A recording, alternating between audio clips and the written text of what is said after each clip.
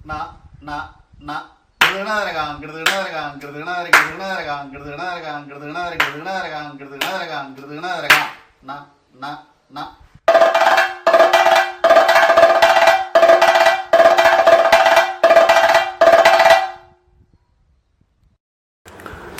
പ്രകടമായ കൊട്ടിലെ വ്യത്യാസം തെക്കൻ ശൈലിയെന്നോ വടക്കൻ ശൈലിയെന്നോ നമുക്കിപ്പോൾ അത് കൃത്യമായി വാദ്യങ്ങളുടെ കാര്യത്തിൽ പറയാൻ പറ്റുമോയെന്നറിയില്ല. ഇന്ന് എന്തായാലും അങ്ങനെയൊന്നുമില്ല.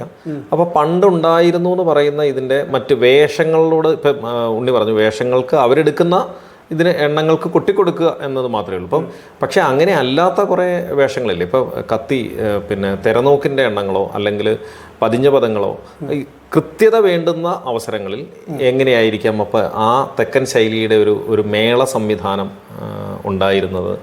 അങ്ങനെ ഒരു ഇത് ഞാൻ കേട്ടിട്ടില്ല. ഞാൻ ഈ ഗോവൽപ്പടിക്കാശാനെ പോലുള്ള ഈ കണ്ടല്ലൂർ സദാശിവൻ അവരെ പോലുള്ള ആൾക്കാരെ കേട്ടിട്ടുള്ളൂ. അത് ഇവരുടെ തെരനോട്ടത്തിന് പറ്റുന്ന കൊട്ട് തന്നെയാണ്. നമ്മളെ കൊട്ട് കൊട്ടിക്കഴിഞ്ഞാൽ അത് അതിന് പാകമാവില്ല.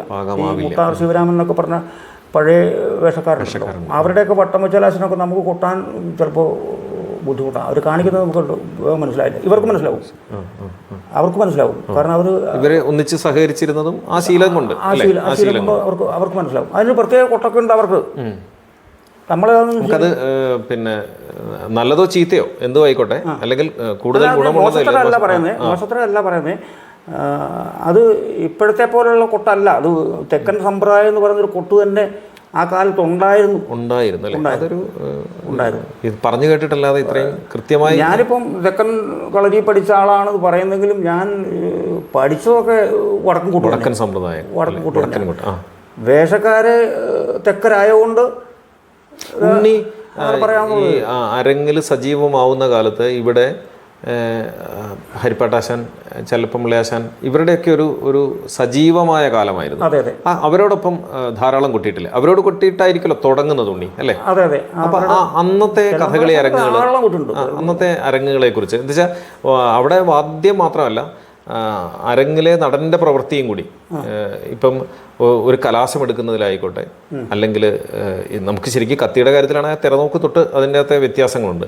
പിന്നെ കാര്യമായിട്ടുള്ള ആ അരങ്ങിലെ വ്യതിയാനങ്ങളെ ഒരു ചെണ്ടക്കാരൻ എന്ന നിലയ്ക്ക്, അല്ലെങ്കിൽ ഒരു അന്ന് പഠിച്ചിറങ്ങിയ ഒരു കുട്ടി എന്ന നിലയ്ക്ക് എത്രമാത്രം അതുമായിട്ട് സമരസപ്പെട്ട് പോകാൻ സാധിച്ചിട്ടുണ്ട് ആ അരങ്ങുകളിൽ? അന്ന് ഈ പരിചയക്കുറവ് കൊണ്ടുള്ള കുഴപ്പങ്ങളേ ഉള്ളൂ. കൊട്ടാനൊന്നും വിഷമമൊന്നുമില്ല. രാമകൃഷ്ണാശാന്റെ വേഷത്തിന് കൊട്ടാനും കുറച്ച് വിഷമമായിരുന്നു അന്നും. എന്തായിരുന്നു ഉണ്ണി ഉദ്ദേശിച്ചത്? അല്ല, ആശാന്റെ ഒരു സമ്പ്രദായത്തിൻ്റെ വ്യത്യാസം കൊണ്ടാണ്. ആശാൻ കാണിക്കുന്നതൊന്നും നമുക്ക് പെട്ടെന്ന് അങ്ങോട്ട് മനസ്സിലാക്കാൻ പറ്റില്ല. വട്ടമച്ചനാശമൊക്കെ ആണെങ്കിലും നമുക്ക് പെട്ടെന്ന് അങ്ങോട്ട് മനസ്സിലാകുകയില്ല. അത് കുറച്ച് പരിചയം പഴക്കമുണ്ടെങ്കിലും പറ്റില്ല. എനിക്ക് അത്ര പഴക്കമൊന്നും ആശാന്റെ വേഷത്തിന് കൊട്ടിയിട്ടുണ്ടെന്നുള്ളതേ ഉള്ളൂ. പിന്നെ ഞാൻ അധികം കൊട്ടിക്കുന്നത് എലമ്പിളാശാൻ്റെയും മങ്കൊമ്പാശാൻ്റെയും മടവൂരാശാൻ്റെയും വേഷമില്ല. അത് പിന്നെ കുഴപ്പമൊന്നുമില്ലാണ്ട് വളരെ ഇഷ്ടമായിരുന്നു. പിന്നെ അച്ഛൻ്റെ മകൻ എന്നുള്ള ഒരു പരിഗണന ഉണ്ടാവുമല്ലോ. ഞാനിപ്പോൾ ഒരു തെറ്റ് കൊട്ടിയാലും മാറ്റി നിർത്തി വിളിച്ച് പറഞ്ഞു തരുന്ന ഒരു ശീലമായിരുന്നു അവർക്കൊക്കെ.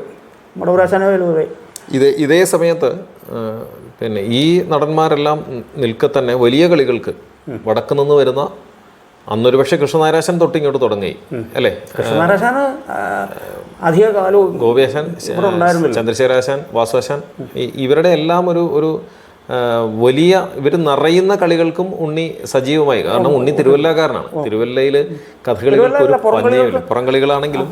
അപ്പോൾ ആ അരങ്ങുകളിൽ ഇവിടെ ഈ തെക്കൻ നാട്ടിലെ കേമന്മാരായിട്ടുള്ളവരോടൊപ്പം അവരും കൂടി എത്തിക്കഴിയുമ്പോഴേക്കും ഈ അരങ്ങുകൾ രണ്ടിനും ഒന്നിച്ച് നിൽക്കേണ്ടി വരുന്ന അവസ്ഥയുണ്ട്. അതിനെ എങ്ങനെയാണ് ഉണ്ണി നോക്കിക്കാണുന്നത്?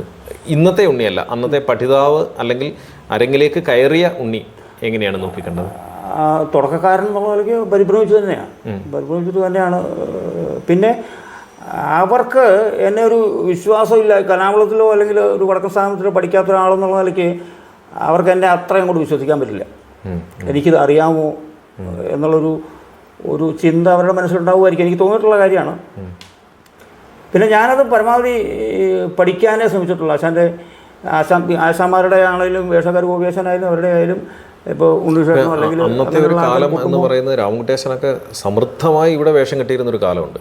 അപ്പോൾ കാർക്കശ്യത്തിൻ്റെ ഒരു ആശാന് ഈ കലാമണ്ഡലം ഉണ്ണികൃഷ്ണനൊക്കെ അന്ന് ചെണ്ടയ്ക്ക് വേണമെന്ന് നിർബന്ധം പിടിച്ചിരുന്ന കാലമൊക്കെ ഞാനൊക്കെ കളിക്ക് വിളിക്കുമ്പോൾ അങ്ങനെ ഉണ്ടായിട്ടുണ്ട്. അപ്പോൾ അങ്ങനെയുള്ള അരങ്ങുകളിലേക്ക് ഉണ്ണിക്ക് ഇടയ്ക്കെങ്കിലും കടന്ന് ഇടയ്ക്കേ പറ്റൂ. അല്ലാണ്ട് മെയിനായിട്ട് എനിക്ക് രാമകുട്ടേശൻ്റെ വേട്ടത്തിനൊന്നും ഓട്ടാൻ പറ്റിയിട്ടില്ല. അതിന് കാരണം എനിക്ക് തോന്നുന്നു ഞാൻ കലാമണ്ഡലത്തിൽ പോലെ ഒരു സ്ഥാപനത്തിൽ പഠിക്കാത്തതിൻ്റെ കുഴപ്പമായിരിക്കും. കാരണം വിളിക്കുന്നവരും അവർക്കും അറിയാമല്ലോ, വിളിക്കുന്നവർക്കും അറിയാമല്ലോ ആശാൻ്റെ വേട്ടത്തിന് കൊട്ടണമെങ്കിൽ അവിടെ കളരിയിൽ അഭ്യസിച്ചവർ വേണ്ടി വരും എന്നുള്ളത് അവർക്കും അറിയാം. പിന്നെ ഇടയ്ക്ക് ഉള്ള സമയത്താണ് ഞാൻ വലിയ പ്രാധാന്യം ചെല്ലുന്ന സമയത്തായിരിക്കും ഞാൻ കൊട്ടാൻ ചെല്ലുന്നത്. ഉണ്ണി ഇത്തരം അരങ്ങിലെ അനുഭവങ്ങൾ വടക്കൻ നടന്മാരുടെ ആയിക്കോട്ടെ തെക്കരുടെ ആയിക്കോട്ടെ മനോധർമ്മങ്ങൾക്കോ അല്ലെങ്കിൽ ഒരു എണ്ണം പറഞ്ഞ ഒരു വട്ടവചകലാശോ പതികാലത്തുള്ളൊരു വട്ടവചകലാശോ അല്ലെങ്കിൽ ഒരു വളരെ ഉദ്ധതമായൊരു നാലരട്ടിയോ അങ്ങനെയൊക്കെ ഉള്ളതോ അതല്ലെങ്കിൽ മറ്റ് വ്യത്യസ്തമായ കലാശങ്ങൾക്കോ ഒക്കെ കൂടുമ്പം എങ്ങനെയാണ് ഉണ്ണി സ്വയം അരങ്ങിൽ അത് ഡെവലപ്പ് ചെയ്തെടുത്തുകൊണ്ടിരുന്നത്?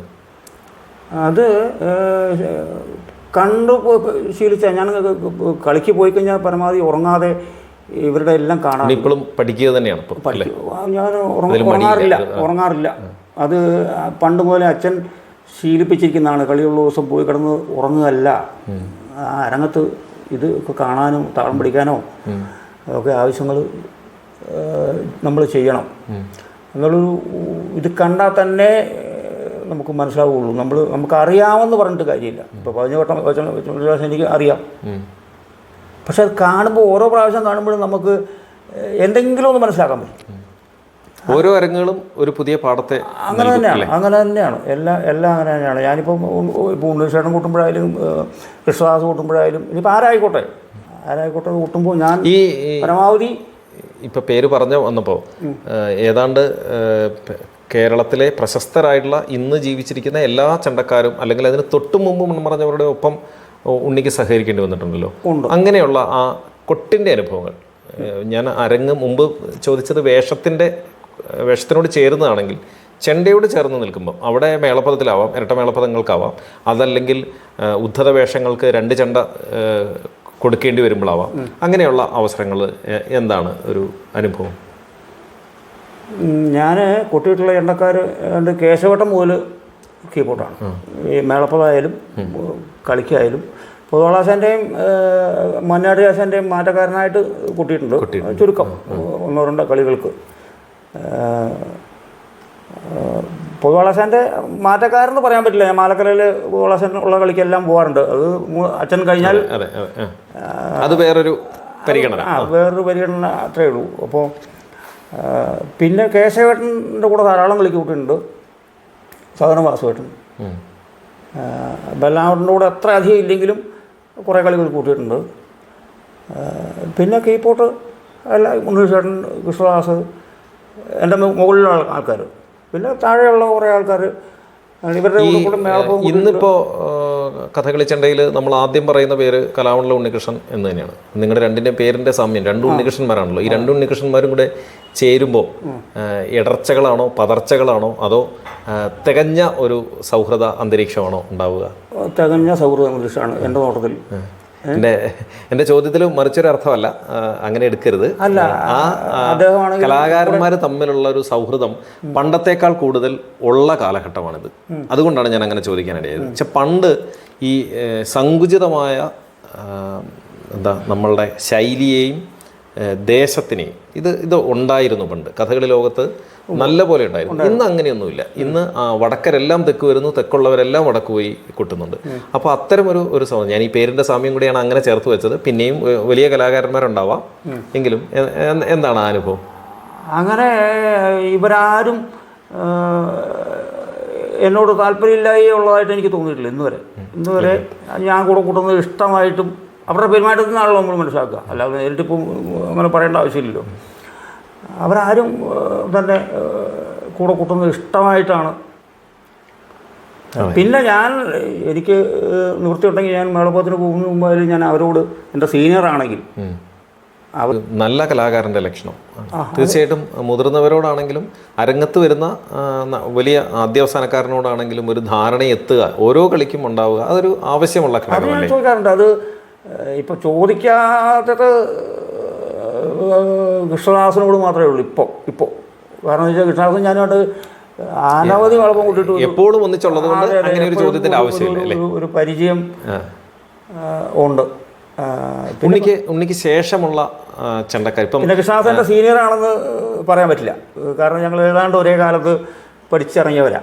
അപ്പോൾ പിന്നെ ഒരു സുഹൃത്ത് എന്നുള്ള നിലയ്ക്ക് ബാക്കിയുള്ളവരെല്ലാം ഞാൻ പരസ്പര ബഹുമാനത്തിലാണ് നിങ്ങൾ പോവുക. അതെ അതെ. ഉണ്ണി കൃഷ്ണദാസ് ഞാൻ അങ്ങനെയാണ്. ഞാൻ അങ്ങനെയുള്ളവരോട് ഞാൻ അങ്ങനെ അല്ല. ഉണ്ണി ഈ മുതിർന്ന ചെണ്ടക്കാരെന്ന് പ്രായം കൊണ്ടായാലും പ്രാഗൽഭ്യം കൊണ്ടായാലും അതിനുശേഷം ഉണ്ണിക്ക് താഴെയുള്ള അനേകം ഇതാണെങ്കിൽ എനിക്ക് തോന്നുന്നു ചെണ്ടവാദകരുടെ ഒരു സമൃദ്ധമായ അരങ്ങുകളാണ്. ഇപ്പൊ കലാമണ്ഡലത്തിൽ നിന്ന് ഈ ഉണ്ണീഷേട്ടന്റെ കളരിയിൽ വന്ന ആ ട്രാക്കിൽ വന്ന ഇഷ്ടം പോലെ കുട്ടികൾ, അവരെ കുട്ടികളെന്ന് ഇപ്പോൾ വിളിക്കാമോ അറിയില്ല, പക്ഷേ ഏതാണ്ടൊരു നമ്മുടെ അടുത്ത നാട്ടുകാരനായ അമ്പലപ്പുഴ സായി വരെയുള്ള ഇവരെല്ലാം തന്നെ ഏതാണ്ട് കൃത്യമായ ഒരു ഉണ്ണികൃഷ്ണൻ ശൈലിയിൽ അത് തന്നെയായിരിക്കാം കലാമണ്ഡലം ശൈലി. എന്തായാലും ആ ശൈലിയിൽ വന്ന അത് തന്നെയാണ്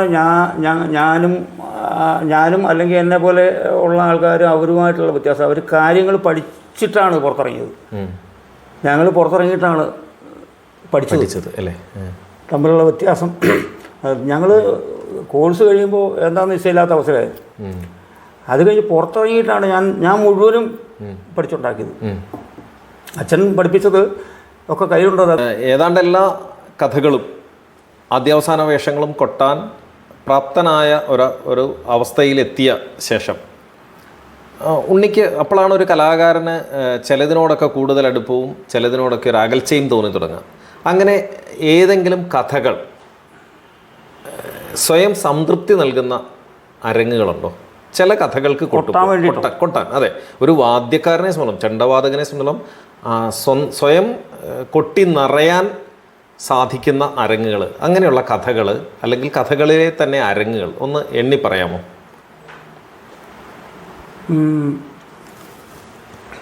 ഇപ്പം നമുക്ക് രണ്ട് തരത്തിലാണല്ലോ നമ്മളുടെ കഥകളി ശീലം. ഒന്ന് ചിട്ടപ്രധാനമായ കഥകൾ, നളചരിതം പോലെയുള്ള അങ്ങനെയല്ലാത്ത കഥകൾ. ഇതിലും കൊട്ടാൻ വകുപ്പുള്ളത് ഓരോരുത്തർക്കും ഇഷ്ടമുള്ള രംഗങ്ങളുണ്ടാവും ഇല്ലേ?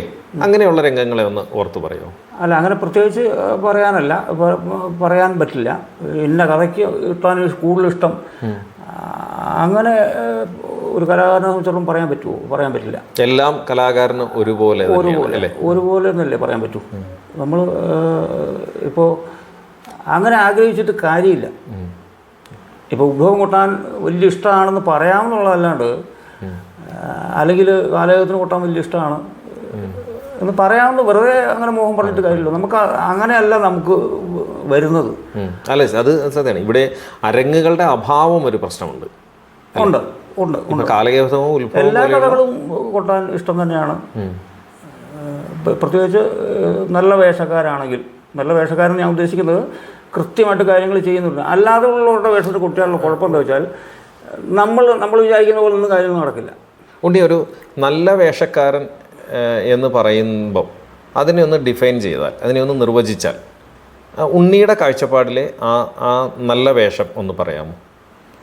ചൊല്ലിയാട്ടത്തിൻ്റെ ചിട്ടകളാണോ, ഔചിത്യപൂർണമായ ആട്ടങ്ങളാണോ, ഈ അരങ്ങ് ഇങ്ങനെ പടർന്ന് പോകുന്ന അത്തരം സമ്പ്രദായങ്ങളോടുള്ള ചൊല്ലിയാട്ടത്തിൻ്റെ വൃത്തിയെ പറ്റിയാണ് പറയുന്നത്. ഓവിയാശാനെ ഒന്ന് ഒഴിവാക്കി നിർത്തിയാൽ പിന്നെ ഈ പോട്ട് പറയാനുള്ള സുബ്രഹ്മണ്യേട്ടനോ കൃഷ്ണകുമാരേട്ടനായാലും. അപ്പോൾ അരങ്ങില് ചൊല്ലിയാട്ടത്തിന്റെ വൃത്തിക്ക് തന്നെയാണ് പ്രാധാന്യം അല്ലേ? സംശയമില്ല. അത് സംശയമില്ലാത്ത കാര്യം. എന്തുണ്ടെങ്കിലും അതില്ലെങ്കിൽ പോയി.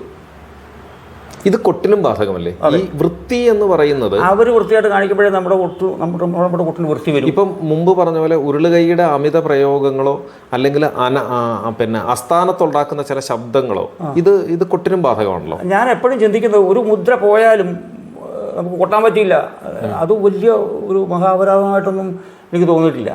പക്ഷേ കൊട്ടിൻ്റെ വൃത്തി എനിക്ക് പ്രധാനം. ഉള്ളത് വൃത്തിയായിട്ട് കൊട്ടിൻ്റെ അടുത്ത് അമർത്തി കൊട്ടുക, അങ്ങനെ ചെയ്യണം. അത് കൊട്ടുന്ന സാധനം ക്ലിയറായിട്ട് കൊട്ടുക. അത് അപ്പോൾ അങ്ങനെ നോക്കുമ്പോൾ ചിലപ്പോൾ ചില മുദ്രകളൊക്കെ പോയി എന്ന് പറയാം. ഈ ആട്ടത്തിനിടയ്ക്ക് മുദ്ര പദത്തിനിടയ്ക്കുള്ളതല്ല, ആട്ടത്തിനിടയ്ക്ക് ചിലപ്പോൾ ചില മുദ്രകളൊക്കെ നമുക്ക് കൂടാൻ പറ്റാതെ പോകും, അങ്ങനെയൊക്കെ വരാം. പക്ഷെ ഞാൻ അതിനകത്ത് എനിക്കൊരു വലിയ ഇതായിട്ട് തോന്നാറില്ല. പക്ഷേ കൊട്ട് കളഞ്ഞു കുളിച്ചിട്ട് മുദ്രയ്ക്ക് കൂടാൻ, അതായത് ഒരു മുദ്ര നഷ്ടപ്പെടാതിരിക്കാൻ വേണ്ടിയുള്ള ശ്രദ്ധ കൊടുക്കുമ്പോൾ ആകെയുള്ള മേളം അവതാളത്തിലാവുന്ന ഒരവസ്ഥ ചിലപ്പോൾ അങ്ങനെയൊക്കെ പറ്റാറുണ്ട്. എന്നാലും ഞാനതിന് ഒരു മുൻഗണന കൊടുക്കാറില്ല. എങ്ങനെയെങ്കിലും കൊട്ടുക എന്നുള്ളത്. പിന്നെ ഇത് ഇപ്പോൾ പറഞ്ഞത് തന്നെയാണ് അതിൻ്റെ പ്രധാനം. വൃത്തിയായിട്ട് വെടുപ്പായിട്ട് മുദ്ര കാണിക്കുന്നത്, ചിട്ടപ്ര ഒരു വൃത്തിയായിട്ട് കാണിക്കുന്നവരാണ്. ഒരു നടൻ തന്നെയാണ് ചെണ്ടക്കാരനെയും കൂടെ പ്രചോദിപ്പിക്കുന്നത് എന്നുള്ള വിശ്വാസത്തിലാണ്. സംശയമില്ലാത്ത കാര്യമാണ്. ഇപ്പോൾ ഗോപിയാശാൻ്റെ വേഷത്തിനായാലും ഞാൻ കുറേ പ്രാവശ്യം ഗോപിയാശാൻ്റെ വേഷം കൂട്ടിയിട്ടുണ്ട്. മെയിനായിട്ട് 1-2 പ്രാവശ്യം കൂട്ടിയിട്ടുണ്ട്. അല്ലാതെ തന്നെ ഇടയ്ക്ക് ഇവർ കുട്ടുന്നത് മാറ്റക്കാരൻ എന്നുള്ള നിലയ്ക്ക് പോയിട്ടുണ്ട്. ഗോപിയാശാൻ്റെ വേഷത്തിന് കൂട്ടാൻ എനിക്ക് ഏറ്റവും തോന്നിയിരിക്കുന്നത് ശ്രദ്ധിച്ച് നിൽക്കുക എന്നുള്ളതാണ്. അല്ല, ആശാനെ പോലെ അരങ്ങിനെയും ഒരുപക്ഷെ ആസ്വാദകരെയും എല്ലാവരെയും ഇങ്ങനെ പ്രചോദിപ്പിക്കാൻ ആശാനുള്ളൊരു കഴിവ് ഭയങ്കരമാണ്. ആശാനെ നയിച്ചു കൊണ്ടുപോകാനുള്ളൊരു സിദ്ധി എന്ന് പറയുന്നത് അപാരമാണ്. അത് മാത്രമല്ല, അത് കയ്യിൽ നിന്ന് പോവില്ല എന്നുള്ളതാണ്. ഒരു നിമിഷം എവിടെയെങ്കിലും പോയാലും അത് അടുത്ത സെക്കൻഡിൽ തിരിച്ചു പിടിക്കാൻ അറിയും. ഗുണം സംഗീതത്തെ പറ്റിയിട്ടുള്ളതായാലും മേളത്തെ പറ്റിയായാലും നല്ല ധാരണയുള്ള ആളാണ്. നമ്മൾ പുറകെ നിന്നാൽ മതി. നമ്മൾ അങ്ങനെ ശ്രദ്ധിക്കുന്നില്ലെങ്കിൽ വേഗം മനസ്സിലാവും ആളിന്. നമ്മൾ ശ്രദ്ധിക്കാണ്ട് നിൽക്കുകയാണെന്നുള്ളത് വേഗം മനസ്സിലാവും. അത് ദേഷ്യം വരുന്നത് അപ്പോഴാണ്. ഇങ്ങനെ ഇപ്പോൾ അത് പറഞ്ഞത് കൊണ്ട് ചോദിക്കണം, ചെണ്ടക്കാരന് സംഗീതത്തെക്കുറിച്ചുള്ളൊരു ബോധം ഉണ്ടാവണ്ടേ? കാരണം ചെണ്ട എന്ന് പറയുന്നത് നമ്മുടെ ഭാഷയിൽ തന്നെ അത് കൊട്ടുകയല്ലല്ലോ, അത് വായിക്കുകയല്ലേ. അപ്പോൾ അത് സംഗീതത്തെക്കുറിച്ചിട്ടുള്ള ആ ചെണ്ടക്കാരൻ്റെ ബോധ്യം അതെങ്ങനെയാവണം എന്നാണ് ഒരു ചെണ്ടക്കാരൻ എന്ന നിലയ്ക്ക് ഉണ്ണിയുടെ? ഇപ്പോൾ പാടണമെന്നൊന്നും നിർബന്ധമില്ല, പക്ഷെ സംഗീത ബോധം നല്ലപോലെ ഉണ്ടാവണം. അവരെന്താണ് പാടുന്നത്, രാഗങ്ങളൊക്കെ അറിയുന്നത് നല്ലതാണ്. എല്ലാവർക്കും അറിഞ്ഞോണമെന്നില്ല, പക്ഷേ രാഗങ്ങൾ അറിയുന്ന ആളാണെങ്കിൽ സംഗീതം കുറച്ചുകൂടെ നമുക്ക് ഉള്ളിത്തട്ടുമല്ലോ. അങ്ങനെയാണെങ്കിൽ നമുക്ക് കൊട്ടിൻ്റെ ഭാവത്തിന് ബലം കിട്ടാൻ ഈ പറയുന്ന സംഗീത ബോധം ഉപകരിക്കും. അങ്ങനെയല്ലേ? ഉറപ്പായിട്ടും. പിന്നെ പാട്ടിന് ചേരുന്ന പോലെ കൊട്ടാൻ നമുക്ക് പറ്റും. പിന്നെ പാട്ടിനെ മാനിക്കുന്ന ഒരുത്തരാണെങ്കിൽ നമ്മൾ കൂടുതൽ അനാവശ്യം ചെയ്യില്ല. അവിടെ അവരുടെ പാട്ടില്ലാണ്ടാക്കിയിട്ട് വേണ്ടേ നമ്മൾ. പാട്ടിൻ്റെ കാര്യം പറയുമ്പോൾ കാലഘട്ടം കഥകളിയെ കൊണ്ടുപോകുന്ന ഒരു രീതി കണ്ടിട്ട് ഏറ്റവും മാറ്റം വരുന്നത് പാട്ടിലാണ്. പലരും, ഞാനും പലപ്പോഴുമൊക്കെ അങ്ങനെ തന്നെയാണ് പറയുന്നത്, കലാകാരന്മാരോട് സംസാരിക്കുമ്പോഴും കഥകളിത്തത്തിൻ്റെ ഒരു ചോർച്ച സംഭവിക്കുന്നത് വേഷത്തിലുമല്ല കൊട്ടിലുമല്ല പാട്ടിലാണെന്നും പലപ്പോഴും തോന്നിപ്പോവാറുണ്ട്. ശരിയോ തെറ്റോ അനുകൂലിക്കുന്നവരും പ്രതികൂലിക്കുന്നവരും ഉണ്ടാവും. അപ്പോൾ ഈ കഥകളിത്തത്തിൻ്റെ ചോർച്ച ചെണ്ടക്കാരനെ എങ്ങനെയാണ് ബാധിക്കുക? ഈ പാട്ടിൻ്റെ കഥകളിത്തം നഷ്ടപ്പെടുമ്പോൾ അല്ലെങ്കിൽ കുറയുമ്പോൾ അത് ചെണ്ടയിലും അത് ബാധിക്കാനിടയുണ്ടോ? കൊട്ടിൽ ബാധിക്കും. എങ്ങനെയാണ് അത് സംഭവിക്കുന്നത്? അല്ല, ഈ പറയുന്ന മാതിരി വേഷക്കാരന് കൊട്ടുന്നില്ലേ. ഇപ്പം നമ്മളൊരു മേളപ്പോത്തിന് കൊട്ടുകയാണെങ്കിൽ ഇപ്പോൾ ചലമലയെ പാടുന്നു, അവർ പാടുന്നതനുസരിച്ചാണ് നമ്മൾ കൊട്ടുന്നത്. അല്ലാതെ എന്തെങ്കിലും അല്ല നമ്മൾ കൊട്ടുന്നത്. ഈ പിന്നെ പഴയകാല ആചാര്യന്മാരുണ്ടാക്കി വെച്ച മേളപ്പദത്തിലായിക്കോട്ടെ ആട്ടങ്ങളിലായിക്കോട്ടെ അതിൻ്റെ ഒരു മാതൃക, ഒരു വ്യവസ്ഥ പഴയ ആചാര്യന്മാർ നമുക്ക് കഥകളിത്തം എന്ന നമ്മൾ വിശ്വസിക്കുന്ന ഒരു സമ്പ്രദായത്തിൽ തന്നിട്ടുണ്ട്. അത് കണ്ടമാനം വഴിമാറുന്നതിനോട് ഉണ്ണിക്ക് യോജിക്കാൻ സാധിക്കുന്നുണ്ടോ? എല്ലാ മേഖലകളിലും കണ്ടമാനം വഴി മാറുന്നതിലും കാരണം കാലം വളരെ വളരെ ഫാസ്റ്റായിട്ട് പോവുകയാണ്. അപ്പോൾ സഹൃദയരും ഏതാണ്ട് അത്തരത്തിൽ തന്നെ ഷെയ്പ്പ് ചെയ്യപ്പെടുന്നുണ്ടോ എന്ന് സംശയമുണ്ട്. അതിനോട് യോജിക്കാൻ ഉണ്ണിയിലെ കലാകാരൻ്റെ മനസ്സ് സമ്മതിക്കുന്നുണ്ടോ? അല്ല, ഇതിൻ്റെ ഒരു ചട്ടക്കൂട് വിട്ടിട്ടുള്ള മാറ്റം നല്ലതല്ല. ഏതായാലും ഈ ചെണ്ടയ്ക്കും ചെണ്ടവാദനത്തിനും ഇപ്പോൾ മദ്ദളത്തിലും ഇത്തരം ചില പ്രശ്നങ്ങൾ പലയിടത്തും പറഞ്ഞു കേൾക്കാറുണ്ട്. പിന്നെ മദ്ദളക്കാരൻ്റെ ഒരു ധർമ്മം മറന്നിട്ട് അനവസരങ്ങളിൽ പോലും മുദ്രയ്ക്കും കൊട്ടി നിറയ്ക്കുന്ന ഒരു രീതിയിലേക്കൊക്കെ ചിലയിടത്തൊക്കെ ചില ഇതൊക്കെ പറയാറുണ്ട്. അങ്ങനെ ഒരു മേള സമ്പ്രദായം കഥകളിക്ക് ആവശ്യമുണ്ടോ? അങ്ങനെ വേണ്ട. ഈ ഈ മദ്ദളത്തിൻ്റെ ധർമ്മം ചെയ്യാതെ ചെയ്യുന്നതിനോട് എനിക്ക് യോജിപ്പില്ല. മദ്ദളക്കാരൻ്റെ ചുമതലയാണ് താങ്ങുക എന്നുള്ളത്. അത് വിട്ടിട്ട് അല്ല, പണ്ട് കാലത്ത് കേവലം താങ്ങുക എന്ന മാത്രം ഉണ്ടായിരുന്ന ആ ഒരു ധർമ്മത്തിൽ നിന്ന് പിന്നെ കുറച്ചും കൂടി കൊട്ടിൻ്റെ വൈപുല്യത്തിലേക്ക് വന്നു. ഇപ്പോൾ എനിക്ക് തോന്നുന്നത് ഈ ശങ്കരവാരാശനെ പോലെയുള്ളവരിലൊക്കെ എത്തുമ്പോഴേക്ക് അത് കുറേ കൂടെ വലിയ തോതിൽ മാറി. അവിടെ നിന്ന് വരുന്ന ചില മാറ്റങ്ങളാണ് ഞാനിപ്പോൾ ഉദ്ദേശിക്കുന്നത്. ഓരോ മുദ്രയ്ക്കും കൃത്യമായി കൊട്ടിക്കൊടുക്കുന്ന രീതിയിലേക്കൊക്കെ മദ്ദളക്കാർ മാറിയാൽ അത് ചെണ്ടക്കാരൻ്റെ ചെണ്ടവാദനത്തിനെ അലോസരപ്പെടുത്തില്ലേ? അത് ഈ ഞാനിപ്പോൾ പറയുന്നത് ഈ മദ്ദളക്കാർ അങ്ങനെ ചെയ്തോണമെന്നോ അല്ലെങ്കിൽ അവർ ചെയ്യുന്നതെല്ലാം തെറ്റാണെന്നോ അല്ല. ഈ ചെണ്ടക്കാരൻ കൂട്ടിക്കൊണ്ട് വെക്കുമ്പോൾ ചെണ്ടക്കാരൻ്റെ കൂട്ടിന് സഹായമായിട്ടുള്ള കൊട്ടാണ് മദ്ദളത്തിന് വരേണ്ടത്. അല്ലാണ്ട് അവർക്ക് വേറെ ഒന്നും ഇവിടെ ചെയ്യാനില്ല സത്യത്തിൽ. ചെണ്ടക്കാരൻ എന്ത് കൂട്ടുന്നുണ്ടോ അതിന് സഹായമായിട്ട് വേണം മദ്ദളക്കാരൻ കൊട്ട, എന്നാലേ ആകെ കൂടി ആ കൊട്ടിനൊരു സൗന്ദര്യം ഉണ്ടാവുകയുള്ളൂ. ഇത് ചെണ്ടക്കാരനെ കളഞ്ഞിട്ട് വേഷത്തിൻ്റെ പുറകെ പോയാൽ ഇത് രണ്ടു വഴിക്കാവും പോകും. ആ വാചകമാണ് അല്ലേ, ചെണ്ടക്കാരനെ കളഞ്ഞിട്ട് വേഷക്കാരാണെങ്കിൽ അരങ്ങ് നിൽക്കുന്ന ശരി. മറ്റേത് ചെണ്ടക്കാരൻ്റെ കൂടെ നിൽക്കേണ്ട മദ്ദളക്കാരൻ ഇത് കളഞ്ഞിട്ട് അവൻ്റെ കൂടെ പോയി കഴിഞ്ഞാൽ എന്താ അവസ്ഥ? രണ്ട് വഴിക്കല്ലേ പോവുള്ളൂ. കാരണം ഇവിടെ ആവശ്യമുള്ളപ്പോഴൊന്നും ഇവൻ്റെ ശബ്ദം കേൾക്കുകയില്ല.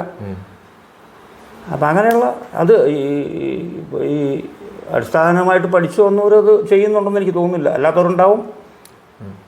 അല്ല, അതൊക്കെ കാലത്തിൻ്റെ വലിയ മാറ്റങ്ങളാണ് സംഭവിക്കുന്നത്. വ്യക്തിപരമായിട്ടുള്ള മാറ്റങ്ങൾ എല്ലാത്തിലും ഉണ്ടാവും. കൊട്ടിലായാലും പാട്ടിലായാലും എല്ലാത്തിലും അതുണ്ടാവും. പിന്നെ അവനവന് ഇതിനെ ഉൾക്കൊണ്ടിരിക്കുന്നത് എങ്ങനെയാണെന്നുള്ളത്. ഈ കഥകളിക്കപ്പുറം തെക്കൻ നാട്ടിൽ തായമ്പക, പഞ്ചാരി, പാണ്ടി പോലെയുള്ള മേളങ്ങൾ അമ്പലങ്ങളിൽ കുറവാണ്. ഇന്നും ഏതാണ്ട് കുറവാണ്. ഇപ്പോൾ ഉത്സവങ്ങളിൽ അത് കടന്നു വന്നിട്ടുണ്ടെങ്കിലും ഒരു ചെണ്ടവാദകൻ എന്ന നിലയ്ക്ക് അത്തരം സാധ്യതകൾ ഉണ്ണിക്ക് കിട്ടാറുണ്ടോ? കിട്ടിയാൽ ഉണ്ണി അത് ഏറ്റെടുക്കാൻ ശ്രമിക്കാറുണ്ടോ? തായമ്പക, പഞ്ചാരിയോ പോലെയുള്ളത് ഇപ്പോൾ വടക്കു നിന്ന് വരുന്ന ആശാന്മാരോടൊപ്പം കൂടാനോ അല്ലെങ്കിൽ സ്വന്തമായ നിലയ്ക്കോ? ഇപ്പോൾ ഉണ്ണി ഇതെല്ലാം പഠിച്ചാണ്. തായമ്പക എണ്ണം മുഴുവൻ പഠിച്ചിട്ടല്ലേ ഇതിലേക്ക് വരാൻ പറ്റും. അപ്പോൾ അത്തരം സാധ്യതകളെ ഉപയോഗിക്കാൻ ഉണ്ണിക്ക് താല്പര്യമുണ്ടോ? അതിന് ശ്രമിക്കാം. അത് ഞാൻ പഠിച്ചിറങ്ങിയ കാലത്ത് എനിക്ക് തായമ്പക കൊട്ടണമെന്ന് വലിയ മോഹമായിരുന്നു. തായമ്പക്കാരനാകണമെന്നല്ല, എനിക്ക് തായമ്പ കൊട്ടാൻ വലിയ ഇഷ്ടമായിരുന്നു. അങ്ങനെ ഞാൻ കുറേ തായമ്പ കൊട്ടിയിട്ടുണ്ട് തിരുവല്ല ഉത്സവകാലത്തും ഒക്കെ. പിന്നീട് എനിക്ക് മനസ്സിലായത് ഒന്നാമത് പൈസ തരില്ല. കഥകളിയിൽ സമൃദ്ധമായി പൈസ കിട്ടുന്നുണ്ടെന്ന് അർത്ഥമാക്കാമല്ലോ അല്ലേ? കഥകളിയിൽ സമൃദ്ധമായി പൈസ കിട്ടുന്നുണ്ടെന്ന് അർത്ഥമാക്കാമല്ലോ. തായമ്പയിൽ തരില്ല എന്ന് പറഞ്ഞിട്ട് ചോദിച്ചു. അതെ, അല്ല, ഞാൻ അതല്ല പറഞ്ഞേ.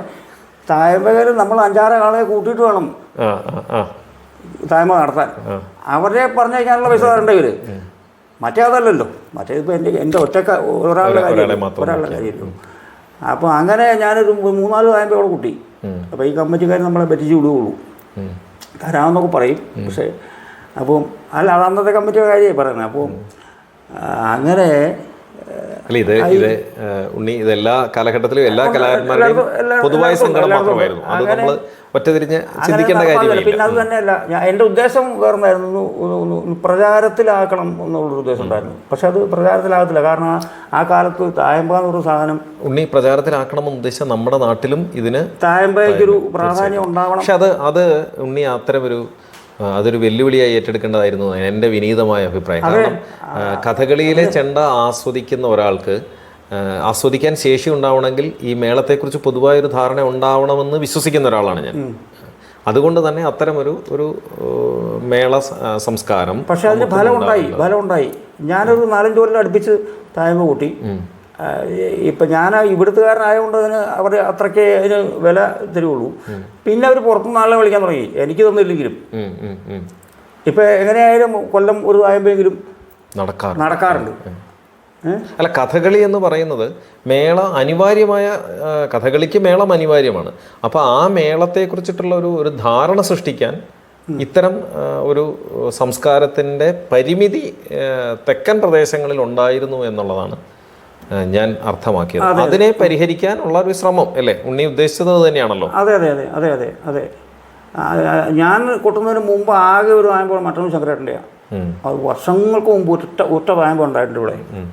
അതെന്തോ ശങ്കരേട്ടൻ്റെ ആരോ പരിചയക്കാർ എന്തോ മുഖാന്തരം അങ്ങനെ വന്നതാണ്. പിന്നീട് ഉണ്ടായിട്ടുമില്ല. പിന്നെ ഞാൻ പഠിച്ചിറങ്ങി വന്നിട്ട് ആയാങ്കുടി ആശാന് തായമ്പകയോടുള്ള സമീപനം എങ്ങനെയായിരുന്നു അന്നത്തെ കാലഘട്ടത്തിൽ?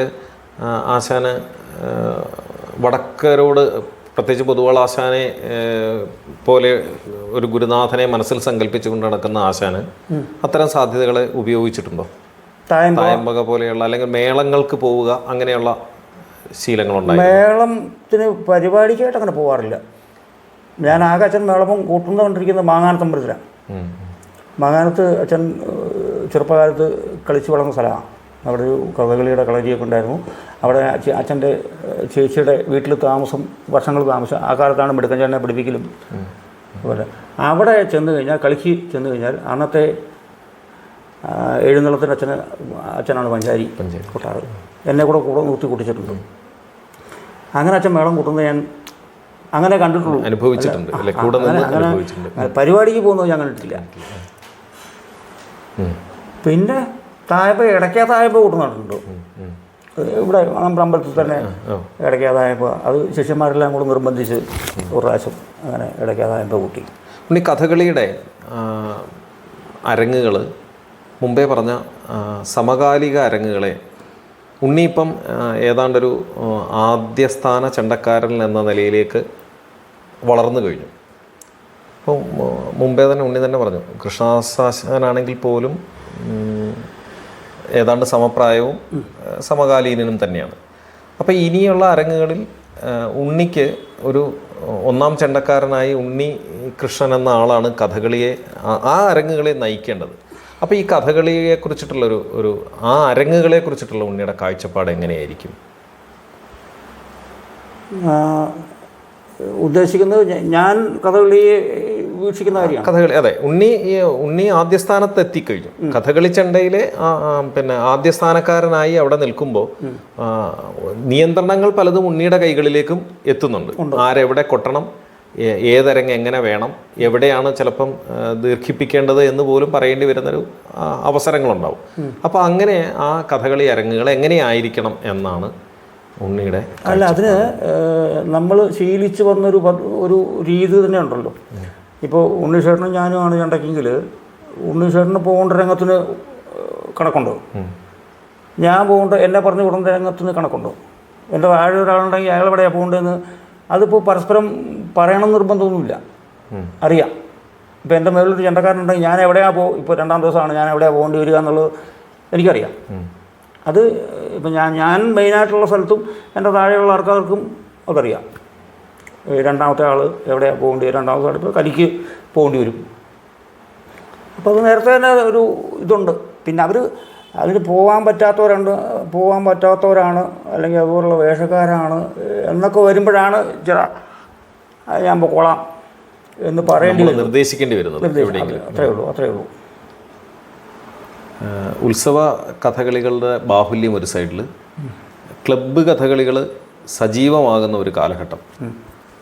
ഈ 2 കാലഘട്ടം കൊണ്ട് കഥകളി കലാകാരന് എനിക്ക് തോന്നുന്നത് അരങ്ങുകൾക്ക് പഞ്ഞമില്ലെന്ന് തോന്നുന്നു, അല്ലേ? ധാരാളം അരങ്ങുകളുണ്ട്. ഈ 2 കഥകളിയും കഥകളിയുടെ നമ്മുടെ പൊതുവായ കഥകളി അരങ്ങുകളെ മുന്നോട്ട് കൊണ്ടുപോകുമ്പം ഇവരോട്, ഇതിൻ്റെ സംഘാടകരോട് ഉണ്ണിക്ക് എന്തായിരിക്കും പറയാനുണ്ടാവുക? ഈ ഉത്സവ കഥകളികൾ നടത്തുകയും അതേ സമയത്ത് ക്ലബ്ബുകളുടെ കഥകളികൾ നടക്കുമ്പോൾ ഈ നമ്മളിപ്പോൾ എടുക്കുന്ന കഥകളികൾ പലതും കാണുമ്പോൾ അറിയാം, പണ്ടത്തെ പിന്നെ മഹാരഥന്മാർ അണിനിരന്നിരുന്ന കഥകളികളിൽ നിന്ന് ചെറിയ തോതിൽ വൈചിത്ര്യം സംഭവിക്കുന്നുണ്ട് പല ക്ലബ്ബ് കഥകളികൾക്കും. തികച്ചും പ്രൊഫഷണൽ അല്ലാത്ത ധാരാളം കുട്ടികൾ, അവരെ നിരാകരിക്കുകയല്ല, അവരും കൂടി ചേരുന്നതാണ് ഇന്നത്തെ പല അരങ്ങുകളും. ഇത് കഥകളിയുടെ മുന്നോട്ടുള്ള പോക്കിനെ എങ്ങനെയായിരിക്കും ബാധിക്കുക എന്നുള്ള ഒരു സംശയം കൊണ്ടാണ് ഈ ഒരു ചോദ്യം ചോദിച്ചത്.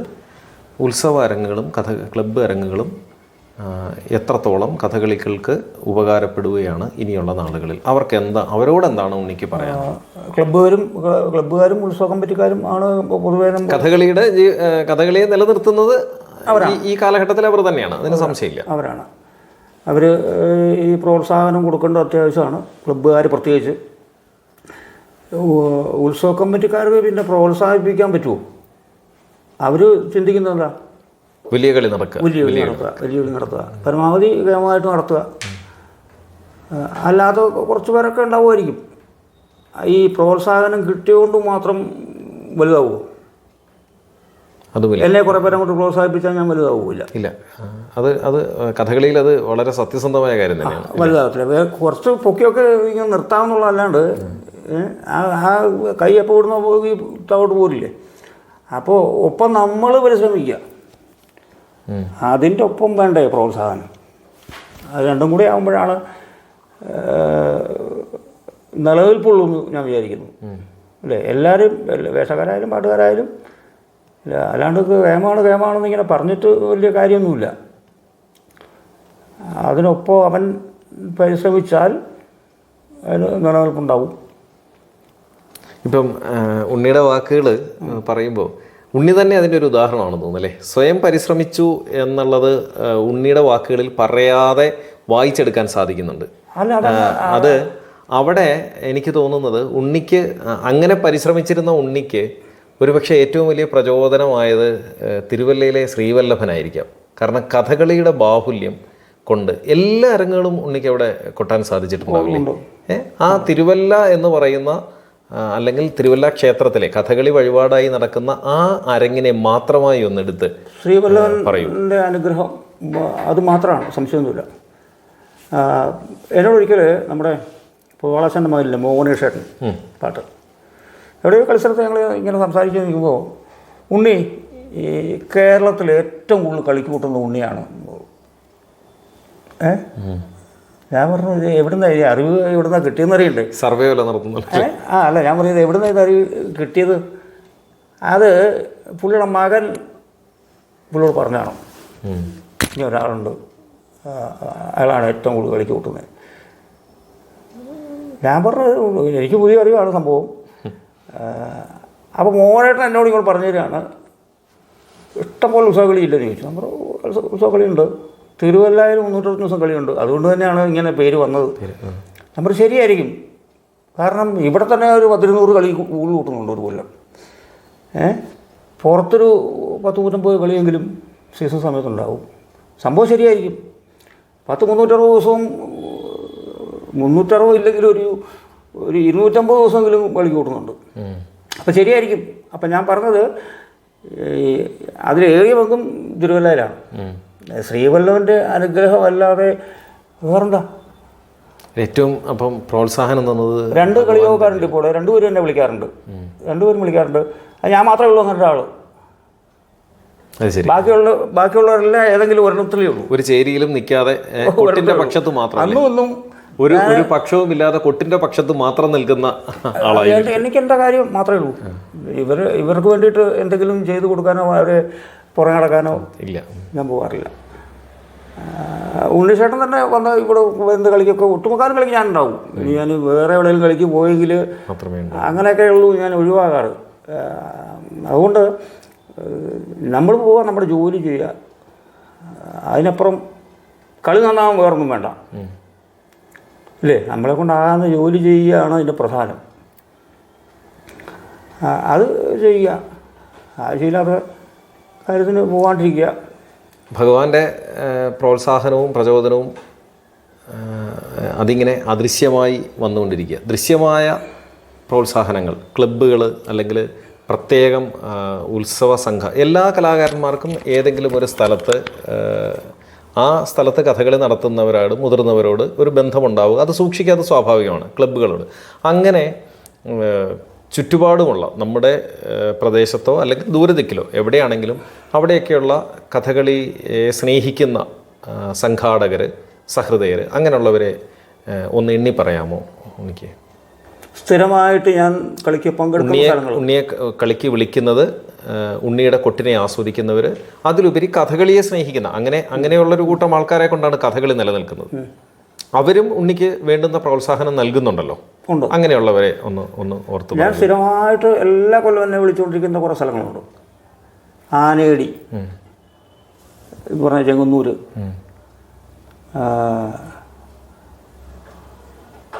പിന്നെ അവിടെ കുറേ അല്ല സ്ഥലങ്ങളുണ്ട്. ഇപ്പം നോട്ടീസ് നോക്കുമ്പോൾ എല്ലായിടവും ഉണ്ണിയുടെ പേരുണ്ട്. ഇപ്പോൾ ഉണ്ണിക്ക് ഓർമ്മ വരുന്നില്ലെങ്കിൽ എനിക്കൊരു പക്ഷേ അതിൽ കൂടുതൽ ഉണ്ണിയെ സ്ഥിരമായി വിളിക്കുന്ന വേദികൾ പറയാൻ സാധിക്കുമായിരിക്കും. അത് പോട്ടെ, അത് ഉണ്ണി ഓർത്തെടുത്ത് ഒരാളെയും എന്താ പറയുക ഒരു സ്ഥലത്തെയും വിഷമിപ്പിക്കുന്നില്ല. അത് ഉണ്ണിക്ക് സ്വാഭാവികമായിട്ട് കലാകാരനുള്ള വൈഷമ്യമാണെന്ന് ഞാൻ മനസ്സിലാക്കുന്നു. അവാർഡുകൾ എത്ര എണ്ണം കിട്ടിയിട്ടുണ്ട്? എന്തൊക്കെ കിട്ടി? അവാർഡുകൾ സർക്കാർ തലത്തിലൊന്നും കിട്ടിയിട്ടില്ല. ഇല്ല. അതിനി എനിക്ക് തോന്നുന്നത് ഉണ്ണിക്ക് കാലം ധാരാളം ഉണ്ടെന്ന് തോന്നുന്നു അല്ലേ? ഉണ്ണി ഇപ്പം എത്രാമത്തെ വയസ്സിലാണ് ഉണ്ണിയുടെ അരങ്ങ് ജീവിതം പോകുന്നത്? ഇപ്പം 57 കഴിഞ്ഞു, 58 ആകുന്നു. അടുത്ത ഏപ്രിലാകുമ്പോൾ 58 വയസ്സാവും. അരങ്ങത്ത് കയറിയിട്ട് അപ്പോൾ 43 കൊല്ലം, 43 വർഷത്തെ ദൈർഘ്യമായി കഴിഞ്ഞു അരങ്ങിൽ. അതെ, 81-ലായിരുന്നു അരങ്ങേറ്റം. കിട്ടിയ പുരസ്കാരങ്ങളെ അതിൻ്റെ വലിപ്പമോ ചെറുപ്പമോ അല്ല എങ്കിലും അതൊരു കലാകാരനെ സംബന്ധിച്ച ആലപ്പുഴ ക്ലബ്ബുകാരൻ കളർകോട് മുരളിച്ചേട്ടൻ അല്ലേ? മുരളിച്ചേട്ടൻ അതാണ്. അത് 84-ലോ 85-ലോ അങ്ങനെ എന്താണ്. പിന്നെ പത്തനംതിട്ട ക്ലബ്ബ്, എറണാകുളം ക്ലബ്ബ്, പിന്നെ പൊതുവാളാശൻ്റെ കലാസാഗർ അവാർഡ്, അങ്ങനെ കുറേ അമ്പലങ്ങൾ കൊട്ടാരക്കര ഭാഗത്ത് ഒരു നെല്ലിപ്പറമ്പ് അമ്പലമുണ്ട്. അവിടുന്ന് ഇനി അവാർഡുകളുടെ എന്താ പറയുക സമയം അതിക്രമിച്ചിട്ടില്ല. ഉണ്ണിക്ക് കിട്ടട്ടെ എന്ന് പ്രാർത്ഥനയോടെ അടുത്ത ചോദ്യത്തിലേക്ക് കടക്കട്ടെ. ഉണ്ണി കുടുംബവിശേഷങ്ങളും കൂടി ഇതിനോട് ചേർത്ത് സഹൃദയർക്ക് അറിയാൻ ആഗ്രഹം. ഒരു വലിയ അച്ഛൻ്റെ മകൻ, ബാക്കി ഭാഗവും കൂടി ഒന്ന് പറയൂ. ഭാര്യ, ഒരു മകൾ. മകളെന്ത് ചെയ്യുന്നു? ഭാര്യ അത്യാവശ്യം ബ്യൂട്ടി പാർലറും ഒക്കെ ആയിട്ട് ഇവിടെ തന്നെ ഉണ്ട്. മകള് നൃത്തം പഠിച്ചിട്ടുണ്ടല്ലേ? നൃത്തം പഠിച്ചിട്ടുണ്ടെന്ന് തോന്നുന്നു കുട്ടി. ഡാൻസ് പഠിച്ചിട്ടുണ്ട്, അരങ്ങേറ്റം കഴിഞ്ഞാണ്. കഥകളി പഠിച്ചിട്ടുണ്ട്, അതും അരങ്ങേറ്റം കഴിഞ്ഞാണ്. ചെണ്ടകൊട്ട് പഠിച്ചിട്ടുണ്ട്, അതും അരങ്ങേറ്റം കഴിഞ്ഞാണ്. ഇതൊന്നും ഇപ്പോൾ തുടരുന്നില്ല, ഡാൻസ് മാത്രമേ ഉള്ളൂ. ബാക്കിയൊക്കെ ഏതാണ്ട് വിട്ടമട്ട. ഈ കഥകളിയുടെ സമയത്ത് തന്നെയാണ് ഡാൻസിൻ്റെ ക്ലാസ്. അപ്പോൾ അത് തമ്മിൽ പറ്റാതെ വന്നു. അങ്ങനെ ഡാൻസാണ് കൂടുതൽ താല്പര്യം. അപ്പോൾ അത് ഡാൻസ് മാത്രമായിട്ട് ഇപ്പം നടക്കുന്നുണ്ട്. പിന്നെ വേറെ പ്രശ്നങ്ങളൊന്നുമില്ല, സന്തോഷമായിട്ടിങ്ങനെ പോകുന്നൊരു ജീവിതമാണ്. ആ സന്തോഷം എപ്പോഴും ഉണ്ടാവട്ടെ. ഒരു സംശയം. ആയാങ്കുടി ആശാൻ പോകുന്ന ഒഴിവിലാണ് ഗംഗാധരനാശാൻ പാട്ടുകാരനായി കലാമണ്ഡലത്തിലെത്തിയത്. പിന്നീട് എപ്പോഴും ആയാങ്കുടി ആശാൻ ഈ കലാമണ്ഡലത്തിലെ ജോലി തിരസ്കരിക്കുകയോ വേണ്ട എന്ന് വെച്ചാൽ അങ്ങനെ അത് താല്പര്യമില്ലാതെ പോവാതിരുന്നു എന്നൊരു കഥ ഞാൻ കേട്ടിട്ടുണ്ട്. അതെന്താണ്? ജോലിക്ക് അച്ഛനെ തിരഞ്ഞെടുത്തു എന്നുള്ളത് ശരിയാണ്. അത് കെ കുമാരപിള്ള എന്ന് പറയുന്ന മെമ്പർ, കലാമണ്ഡലം ബോർഡ് മെമ്പറായിരുന്നു, അമ്പലപ്പുഴക്കാരനാണ്. അദ്ദേഹം വീട്ടിൽ വന്ന് അച്ഛനോട് കണ്ട്, അച്ഛനെ ഇത്രാം തീയതി ഇൻ്റർവ്യൂ ആണ്, ശമ്പളം അടക്കം ഇത്ര രൂപയാണ് അച്ഛൻ ശമ്പളം തീരുമാനിച്ചിരിക്കുന്നത്, അച്ഛൻ എത്തണം, ഇൻ്റർവ്യൂവിന് പങ്കെടുക്കണം എന്ന് പറഞ്ഞിട്ട് പോയി. അച്ഛൻ എന്തോ പോവാൻ സാധിക്കാതെ വന്നു അല്ലേ? അച്ഛൻ ഇൻ്റർവ്യൂവിന് പോയില്ല. ആ ഇൻ്റർവ്യൂവിലാണ് വാരണാസി തിരുമേനിയെ അധ്യാപകനായിട്ട്. ശരി. ഇദ്ദേഹത്തിന് ഇൻ്റർവ്യൂ അറ്റൻഡ് ചെയ്തിരുന്നെങ്കിൽ കിട്ടേണ്ട പോസ്റ്റ് തന്നെയായിരുന്നു അല്ലേ? അച്ഛൻ പങ്കെടുക്കാത്തതുകൊണ്ട്. അല്ല, ആശാൻ അന്ന് പങ്കെടുക്കാത്തത് ഒരു പക്ഷേ ഒരു എന്താ പറയണ്ടേ, ഒരു വിധി വിപര്യമായിട്ട് തോന്നുന്നു. കാരണം അന്ന് ആയാങ്കുടി ആശാൻ കലാമണ്ഡലത്തിൽ അധ്യാപകനായിരുന്നെങ്കിൽ ഉണ്ണി കലാമണ്ഡലത്തിലെ വിദ്യാർത്ഥിയാകുമായിരുന്നു. അങ്ങനെ കലാമണ്ഡലത്തിലെ വിദ്യാർത്ഥിയായിരുന്നു ഉണ്ണിയെങ്കിൽ ഒരു ജൂനിയർ കലാമണ്ഡലം ഉണ്ണികൃഷ്ണനായിട്ടായിരിക്കും ഉണ്ണി അറിയപ്പെടുക അല്ലേ? അത് ശരിക്കും തലയിൽ എഴുതിയിട്ടില്ല എന്ന് തന്നെ പറയണം. കാരണം വെച്ചാൽ കോഴ്സ് കഴിഞ്ഞ് വന്നിട്ട് അല്ല, ഞാൻ വളരെ രസകരമായ മാത്രമാണ് ഞാൻ അതിനെ കാണുന്നത്. കോഴ്സ് കഴിഞ്ഞ് വന്നിട്ട് ഇവിടെ ഗോപിയാശാനുള്ളൊരു കളിയാണ്. അപ്പം ഞാൻ അച്ഛൻ്റെ കളിക്ക് ഞാനും കൊണ്ട് കളിക്ക് അച്ഛനെ കൊണ്ട് ഗോപിയാശാനോട് പറയിപ്പിച്ചു, എനിക്ക് കുറച്ച് ചൊല്ലിയാർന്ന് കൂട്ടണം. അപ്പം അതിനെന്താണ് ഗോപിയാശാൻ പറഞ്ഞാൽ അതെന്താ, അതിനോട് പറഞ്ഞു വിടുക, ഞാൻ എൻ്റെ കളരി കുടിച്ചോളാം. അതുപോലെ ഇതിപ്പോഴും ഓർമ്മയിട്ടാ കാണിക്ക വെച്ചിട്ട് അപ്പുറത്ത് നിന്നാണ് സംസാരിക്കുന്നത്. ആശാൻ പോകാനായിട്ട് കാറിലൊന്നും വരുന്ന കാലമല്ല, ബസ്സിൽ വരുന്ന കാലം. അപ്പം ആശാൻ അങ്ങോട്ട് പോകാനായിട്ട് തുടങ്ങുമ്പോൾ ഞാനും അച്ഛനും വീട്ടിൽ പോകാനായിട്ട് ആശാൻ്റെ കൂടെ നടന്നു വരിക. അപ്പോൾ കിഴക്കേ ജംഗ്ഷനിൽ പോയിട്ട് ഓട്ടോ പിടിച്ചിട്ട് വേണം ആശാന് പോകാൻ. അതിനെന്താ അവനെ അങ്ങോട്ട് പറഞ്ഞു വിട്ടാൽ ഞാൻ എൻ്റെ കളരി കൊട്ടിച്ചോളാം ഒക്കെ സമ്മതിച്ചു. എപ്പോഴാണെന്ന് വെച്ചാൽ പോന്നാൽ മതി. അപ്പം ഞാൻ അന്ന് മുതൽ അച്ഛനോട് പോകാമെന്ന് പറയുന്നതല്ലാണ്ട് പോയില്ല. പിന്നെ അതാ ഞാൻ പറഞ്ഞത്, അങ്ങനെയാണെങ്കിലും മതി, അങ്ങനെയായിരുന്നെങ്കിലും മതി. അത് അല്ല, അത് ഞാൻ നോക്കാവുന്ന പരമാവധി നോക്കിയിട്ടുണ്ട്. ഞാൻ പറഞ്ഞില്ല, കലാനിലത്തിന് ഒരു ഇൻ്റർവ്യൂ കാർഡ് വന്നത് അറിയാമല്ലോ. അപ്പോൾ ഞാനത് ഹരിയോട് പറഞ്ഞിട്ടുള്ള ചരിത്ര ഇൻ്റർവ്യൂ കാർഡ് വന്ന് ഉച്ചയ്ക്ക് 2 മണിക്കാണ് ഇൻ്റർവ്യൂ. അന്ന് ആലപ്പുഴ ക്ലബിൻ്റെ കളിയുടെ ബാഹുല്യം കൊണ്ട് കളി ചെയ്തിട്ടുണ്ട്. അല്ലേ, പഠിക്കാനുള്ള ചെല്ലപ്പിള്ളേശാൻ്റെ രക്ഷാകാണ് കഥ. അപ്പം അന്ന് എനിക്ക് ഇവിടുന്ന് ഒരാളെ പറഞ്ഞു വിടാനില്ല, എനിക്ക് പകരത്തിൻ്റെ ഒരാളെ പറഞ്ഞു വിടാനില്ല. 2 ദിവസം മുമ്പാണ് ഈ ലെറ്റർ കിട്ടുന്നത്. പിന്നെ ഞാൻ ആലപ്പുഴ ക്ലബിലോട്ട് ഞാൻ ലെറ്റർ അയക്കണം. ഇത് കളി കഴിയുമ്പോഴേ ലെറ്റർ അവിടെ കിട്ടുള്ളൂ. ഒന്നിനും നിവൃത്തിയില്ലാണ്ടായിപ്പോയി. അതിന് മോഹനചേട്ടൻ എന്നെ ഒത്തിരി കണ്ടമാനം വഴക്ക് പറയുകയും ചെയ്തു ചെല്ലാത്തതിന്. അത് വഴക്ക് പറഞ്ഞ വേറൊന്നുമല്ല, അവിടെ വേറെ ചെണ്ടക്കാരില്ല, കുഞ്ചുണ്ണിയേട്ടനെ ഒഴിച്ച് വേറെ ആരുമില്ല. അപ്പം ഞാൻ ചെന്നാൽ ഒരു പക്ഷേ അവിടെ ഒരു നിയമനം പോലെ ആകുമായിരുന്നു എന്നൊക്കെയാണ് മോഹനചേട്ടൻ്റെ കണക്കൂട്ടൽ. അല്ല, എന്തായാലും അത് ഈ എല്ലാം പ്രോത്സാഹിപ്പിച്ച ശ്രീവല്ലഭന്റെ തീരുമാനമായിരിക്കാം അത് എന്ന് ആശ്വസിക്കാം. എന്തായാലും തലയിലെഴുതിയത് പീഡിച്ചേട്ടൻ അച്ഛനോട് പറഞ്ഞു, ഇവനെ ഒരു കാര്യം ചെയ്യും, ഇവനെ കോട്ടക്കൽ നിന്ന് പറഞ്ഞു കൊടുക്കുക, കുറച്ച് ഇല്ലാട്ടുണ്ട് കൊട്ടട്ടെ. അങ്ങോട്ടേക്കുമ്പോഴാണ് നമ്മുടെ കൊട്ടാരത്തിൽ തിരുവനന്തപുരത്ത് കളി നടക്കുക. അച്ഛനും ഞാൻ കളിക്ക് കോട്ടക്കൽ ട്രൂപ്പ് രാത്രിയിൽ അവിടെ വന്ന് ചാടി. അവർക്ക് ദൂരദർശൻ തുടങ്ങിയ കാലം, ദൂരദർശനിൽ എന്തോ പരിപാടിയുണ്ട്. അപ്പോൾ രാത്രി വന്ന് ഇറങ്ങിയതാണ്. അപ്പോൾ എനിക്ക് അവരെ ആരെയും പരിചയമില്ല, ഒരാളെ പോലും ഞാൻ കണ്ടിട്ടില്ല. അപ്പോൾ അച്ഛനെ എല്ലാവർക്കും അറിയാം, അച്ഛനോട് പരിചയപ്പെടുന്നുണ്ട്. അപ്പോൾ എൻ്റെ മനസ്സിൽ ഐഡിയ വന്നു, പീഡിച്ചേട്ടൻ പറഞ്ഞത് എനിക്ക് ഓർമ്മ വന്നു. ഞാൻ അച്ഛനെ കൊണ്ട് കൃഷ്ണൻകുട്ടിയാശാൻ, കൃഷ്ണൻകുട്ടിയാശാനുണ്ട്, അച്ഛനോട് ചോദിച്ചു. അവർ അവിടെ അഡ്മിഷൻ കിട്ടില്ല, ഫീസ് കൊടുത്ത് പഠിക്കാന്ന് വെച്ചാൽ രോഗമൊന്നുമില്ല. അത് ചോദിക്കലൊക്കെ തന്നെ ഉണ്ടാവുള്ളൂ, പിന്നെ നടപടിയൊന്നും ആവുകയില്ല. വക്കീൽ സാറാണ് അത് ആദ്യം തന്നെ അത് ഉഴപ്പിയത്. വക്കീൽ സാറിൻ്റെ വാദങ്ങളൊക്കെ വിചിത്രമാണ്. നീ ഇപ്പോൾ കലാമണ്ഡലത്തിൽ പോയിട്ട് എന്താ കാര്യം? ഞാൻ പറഞ്ഞു, ചൊല്ലാട്ടിന് കൂട്ടുക. അവിടെ പൊതുവാളാചാനും മന്നാടിച്ചാനൊക്കെ പോയില്ലേ, പിന്നെ ഇപ്പം നീ അങ്ങോട്ട് പോയിട്ട് എന്താ കാര്യം? നമുക്ക് ഇവരെ ആരെയും അറിഞ്ഞുകൂടെന്നാലും, പിന്നെ അവിടെ ആരാ അധ്യാപകരുള്ളതും നമുക്ക് ഇതൊന്നും അല്ല എൻ്റെ വിഷയം. ഇന്നാരുടെ കീഴിൽ പഠിക്കാമെന്ന് വന്നതൊന്നുമല്ല, എനിക്ക് ചൊല്ലാട്ടിന് കൂട്ടുകയെന്ന് മാത്രമേ ഉള്ളൂ. ഇതാണ് ഞാൻ പറഞ്ഞുകൊണ്ടിരിക്കുന്നത്. ഇത് അവർക്ക് ഉണ്ണിയുടെ ചെറിയ കുടുംബം, സന്തുഷ്ട കുടുംബത്തെക്കുറിച്ച് പറഞ്ഞു. ഈ കുടുംബത്തിലെ ഒരു അംഗമെന്ന നിലയ്ക്ക് ഉള്ള ആൾ തന്നെയല്ലേ മിടുക്കൻ ചേട്ടൻ കുറൂർ വാസുദേവൻ നമ്പൂതിരി? തീർച്ചയായും. അദ്ദേഹം എൻ്റെ അറിവിൽ ആയാങ്കുടി ആശാൻ്റെ ശിഷ്യനാണ്. ഉണ്ണിക്കൊരു ജ്യേഷ്ഠ സഹോദരനെ പോലെ തന്നെയാണ്. അതെ. അപ്പം അദ്ദേഹത്തിനോടൊപ്പം ധാരാളം അനുഭവങ്ങളുണ്ടാവും. ഒന്ന് പറയൂ അത് ഞാൻ കോഴ്സ് കഴിഞ്ഞ് വന്ന സമയത്ത് കുറേശ്ശെ കളികൾ, തിരുവല്ലയിലെ കളികൾ. ആദ്യമായിട്ട് എന്നെ കളിക്ക് പുറത്തോട്ട് വിളിക്കുന്നത് മാത്തൂർ പോകുന്നില്ല. മാത്തൂർ പോകുന്ന കടിച്ചേട്ടൻ അന്ന് കുറച്ച് കളി, കോട്ടയം ഭാഗത്ത് കുറച്ച് കളി നടത്തിപ്പും. അങ്ങനെയാണ് എന്നെ കോട്ടയത്തിന്, അന്ന് പ്രധാന ചേട്ടക്കാരൻ മിടുക്കച്ചേട്ടനാണ്. അങ്ങനെ മിടുക്കച്ചേട്ടൻ്റെ കൂടെയാണ് ഞാൻ ആദ്യം അരങ്ങ് പരിചയം എനിക്ക് കിട്ടിത്തുടങ്ങിയത്. മിടുക്കച്ചേട്ടനോട് ധാരാളം ഡബിൾ മാള പോകും. അന്ന് എനിക്ക് അത്രയ്ക്ക് അങ്ങോട്ട് കൊട്ടാറായിട്ടില്ല.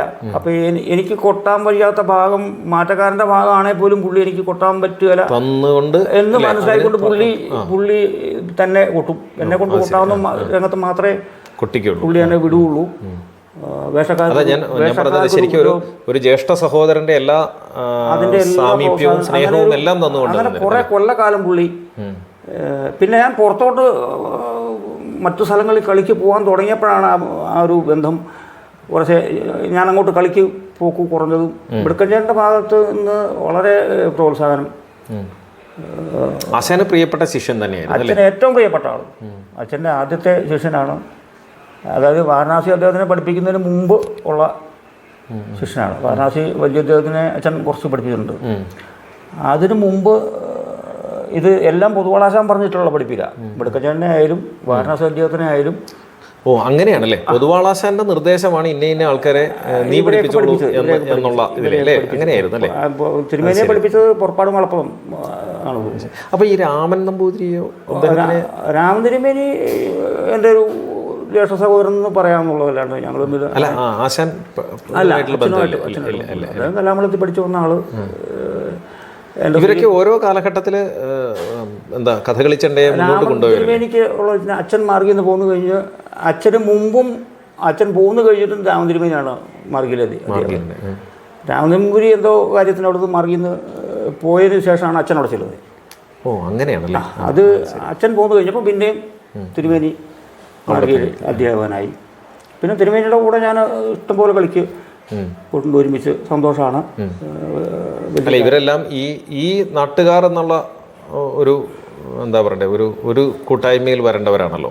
അതെ അതെ അതെ അതെ അതെ. ഇപ്പോൾ കുറൂര് തിരുമേനിയാണെങ്കിലും ശരി, രാമനമ്പൂതിരി ആണെങ്കിലും ശരി, ഇവരെല്ലാം ആ ഒരു ഇതിൽ വരേണ്ടവരാണല്ലോ. അതെ അതെ, എല്ലാവരും ഏതാണ്ട് ഒരേ പ്രായക്കാരുമാണെന്നോ ഒക്കെയാണ്, ഒരേ കാറ്റഗറി പെടുന്ന ആൾക്കാരാണ്. പിന്നെ എന്തായാലും